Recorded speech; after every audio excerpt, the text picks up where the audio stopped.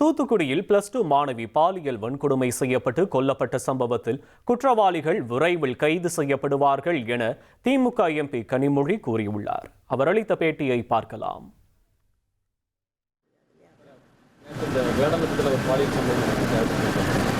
இல்லைங்க, போஸ்ட்மார்ட்டம் நடந்து இன்னும் முழுமையாக ரிப்போர்ட் வரல. அதனால் அது எப்படிப்பட்ட சம்பவம் அப்படின்னு நம்ம சொல்ல முடியாது. ஆனால் நிச்சயமாக ஒரு இளம் பெண்ணுடைய உயிரிழக்க ஒரு கொடுமையான சம்பவம் நடந்திருக்கு. முதலமைச்சர் அவர்கள் விரைந்து குற்றவாளிகளை கண்டுபிடிக்க வேண்டும் என்று உத்தரவிட்டிருக்கிறார்கள்.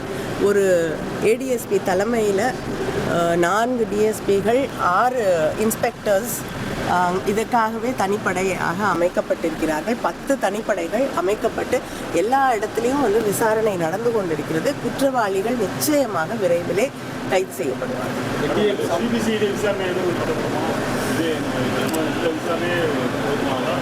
இல்லைங்க, 10 தனிப்படைகள் அமைக்கப்பட்டு விசாரணை நடைபெற்றுக் கொண்டிருக்கிறது. யார் குற்றவாளிகள்னு முதல்ல நம்ம கண்டுபிடிக்கணும். 1,27,00,000 மனங்களை வென்ற தந்தி டிவி யூடியூப் சேனல். தவிர்க்க முடியாத தம்ப்நெயில்ஸ், கலக்கலான கான்டென்ட்ஸ். நீங்களும் இந்த குடும்பத்தில் இணைய இப்பவே சப்ஸ்கிரைப் பண்ணுங்க.